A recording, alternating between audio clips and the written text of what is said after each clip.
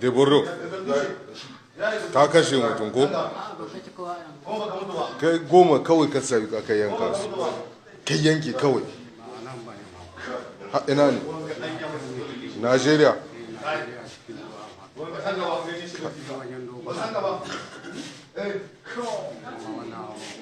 Allah ya yi.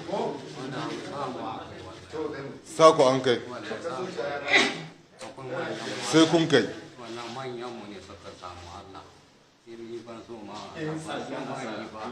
Ina manyan da suna ina dan ubanka kai ma yanka ka za a yi kun aza sojan Nijar kwana ne yake ko kai ma yanka ka za a yi dan ubanka yanzu kai ka ce ma Allah mi za ka na ka ce ma Allah ba musulmi kake ba to dan musuluncin ne sa kai yanki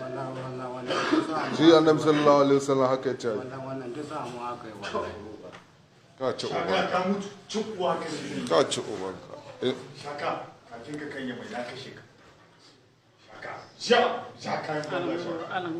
ina yuka haka za a kama shi a yanka ka dan guruwa guntuwa zan mamaci kana cin ubanka ba ka san Allah na taimakon mutane kake yankan mutane kawai haka dai kawai